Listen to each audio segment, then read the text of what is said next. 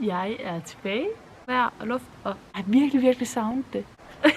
Okay. Det mentale helvede. Jeg håber, I kan høre mig. Jeg sidder som sagt, som I kan se, lige udenfor. Så med vind og vejr og luft, og der håber I kan høre mig. Det er et stykke tid siden, at jeg har lavet YouTube-videoer. Det kommer nok til at sige et par gange, fordi det er meget lang tid siden. Men jeg vil være tilbage igen. Jeg vil prøve at være tilbage igen, fordi jeg kan godt mærke, på den ene måde, så har jeg virkelig savnet det. Og på den anden side, så har jeg så lidt, nu skal jeg lige tage mig sammen. Nu er jeg taget mig sammen.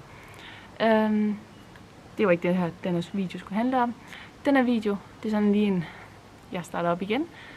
Og har fokus på, eller noget af fokuset herinde, det vil være det mentale helbred.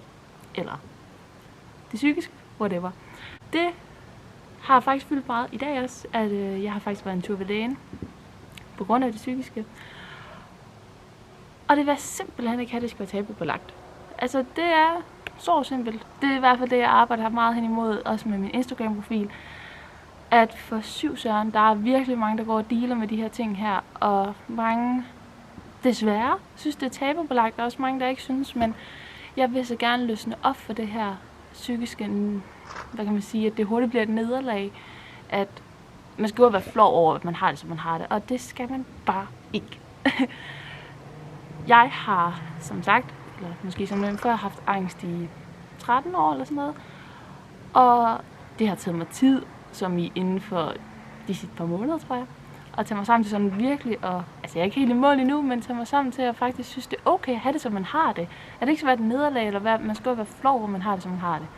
Så derfor, det er stadig nyt, så derfor er det faktisk også lidt grænseoverskridende at sige, at jeg har lige været smut til lægen på grund af det psykiske.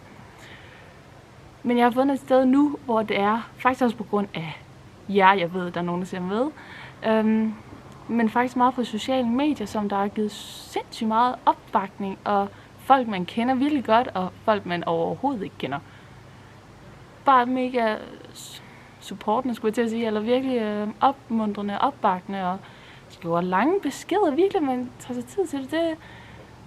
Altså, jeg kunne skrive en roman, jeg kunne skrive en hel bog om det her med at tak og tak og tak. Det var ikke det, jeg skulle. Men jeg synes virkelig, det er rart, at når man åbner op og er sårbar, at man får sådan en kæmpe krammer på en eller anden måde, at man bliver taget hånd om og bliver taget imod, og man ikke skal gå og putte med det med sig selv. Jeg håber jo rigtig meget på, at jeg med tiden i hvert fald kan gøre mit, for at det bliver normaliseret, at stå ved, at man har det, som man har det. Man ikke skal se det som et nederlag, men som en styrke tværtimod, at man, nu tager udgangspunkt for mig selv af, at jeg er en kæmpe overtænker. Og det kan man godt tænke, okay, var der lige nogen, der skulle skrue der.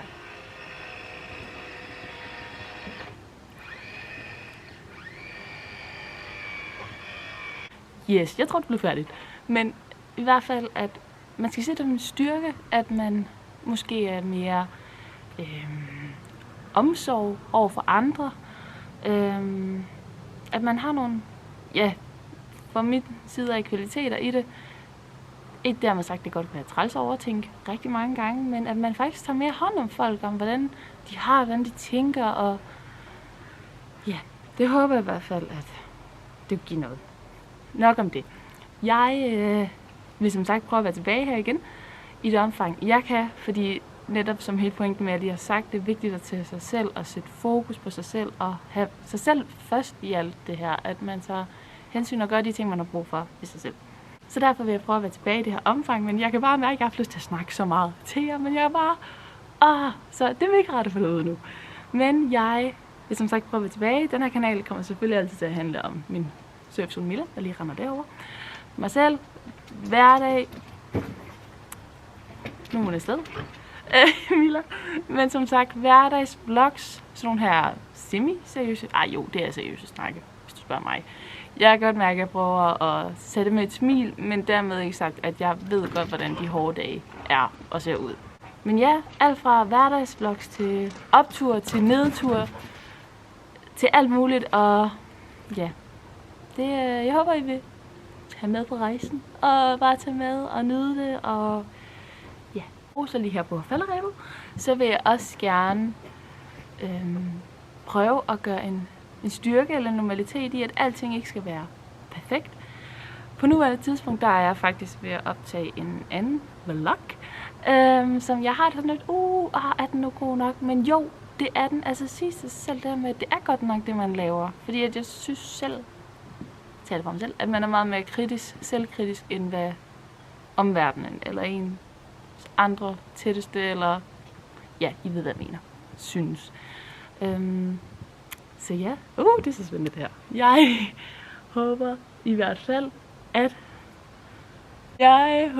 fald, at I kunne bruge den her video til noget. Om ikke andet, så ja, så håber jeg, at vi ses meget snart i min næste video igen. Hej hej!